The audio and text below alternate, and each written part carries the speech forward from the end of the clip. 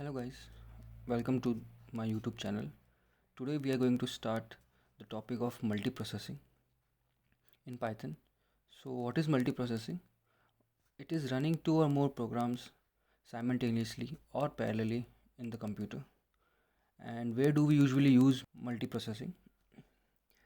So suppose you have two functions in which the inputs can be same, but the output of these two functions are not related to each other. At that place we can use multiprocessing. Example, suppose you have a number and you need to calculate the square of the number and cube of the number. So if you see in this case, the inputs of the two functions is the same, but outputs are not dependent on each other. So these two functions can be parallelized with the help of multiprocessing packages. Now we'll demonstrate you how we can use multiprocessing and how much time it reduces in the computation.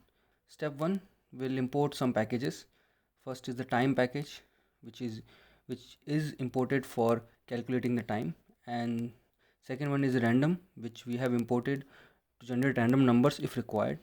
The third one is multiprocessing itself, to do the multiprocessing and some additional steps which are required in it. So it has two packages, process and manager. Okay. In this cell we are going to generate one list of 10 lakh numbers from 1 to 10 lakh. So that on this list we can do the calculations and see the time taken in a sequential flow and the time taken in a parallel flow. And so here are the two functions. One is 5 times and second is a 10 times. So what this function do is simple.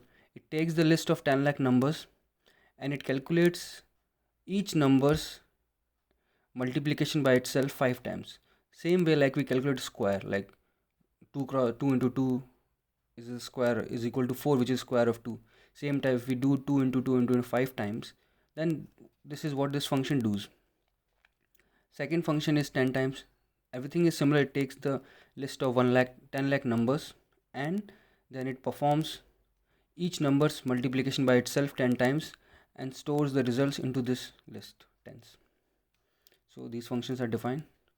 Now let's take let's execute these functions. So first we'll take time at this spot in the program, and later the next time is the second time we'll calculate in this, and we'll take the difference of these two so that we'll get the time taken to execute these two lines of program.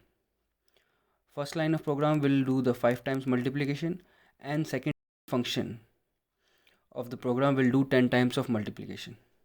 So let's execute it. Okay, so if you see, the time taken for a sequential process is 0.85 seconds, which means that for a 10 lakh numbers to calculate their individual 5 time multiplication and 10 times multiplication took 0.85 seconds. Now let's see how much time it will take if we do the same two processes in parallel. The idea here is these two functions are totally independent of each other. Yes, inputs are the same, but outputs are not dependent. In sequential functions, we have this keyword called return. So whatever value is comes after the return on the right side is the value which is going to be stored in this output variable. But in multiprocessing, this can't happen. So we need to define a dictionary. So this dictionary will store the values after each function is executed. And at the last of the multiprocessing, we can take out these values as we need it.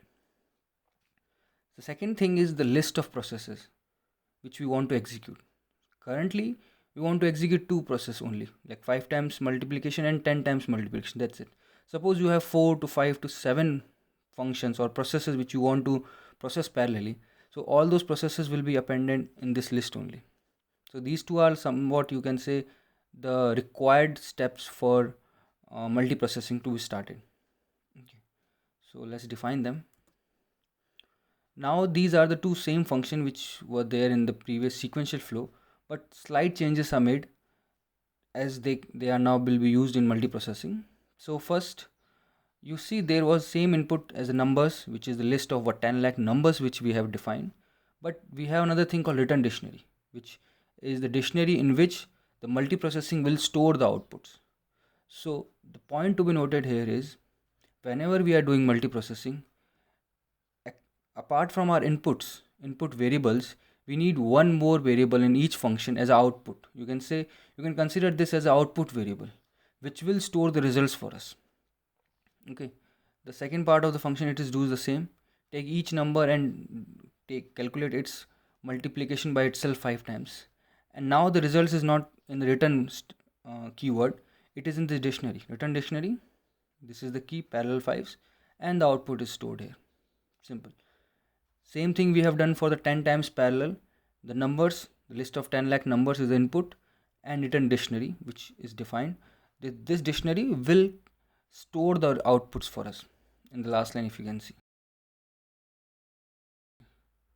To execute multiprocessing process, we need to start the process, we need to append the process into the lists of processes, and then we need to finally join them to generate the results. So joining we are not doing in this tutorial, we'll take up into the next session, but this is the idea. Define the process, start the process, and finally join the process so that we have a result with us.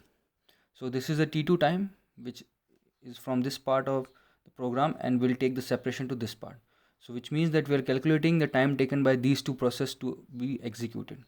So let's see how we define a process in multiprocessing. Process is the keyword. It takes two arguments. First is called target and second is the arguments. So target is the function which we want to parallelize. It's not required that each process the target function is same. We can have different target functions for each process. It's no worry. And same way we can have different input arguments for each process. That's also allowed. But in this case, I have made them same inputs but different functions. Then we started the process and we appended the process. So in this tutorial, I am not using this processes list for any further use, but we'll show you next one how to use it if required. Now we have defined second process. Again the same way, process, keyword, target and the arguments. Target is the function and the arguments are the two input arguments, which are numbers and return dictionary. Start the process and append it. And so if you see, this is the time taken to execute the same two functions parallelly. It took only 0.2 second, and it previously it was taking 0.85 second. So in terms of computation time reduction, it's a way more because it's 0.85 second and if it's only 0.2 second. So if you see them clearly, here the calculations are smaller. If you imagine a scenario in which suppose your function is currently taking like a 2-3 function taking like 5 to 7 seconds, if we parallelize them, it may take around 1 to 2 seconds or even less. So that's the way parallel processing will help you. It will try to use as much as core possible in the system and execute the functions parallelly. Okay, so this is it for this video. Stay tuned for more updates and let's get together in the next video. Thank you. Bye bye.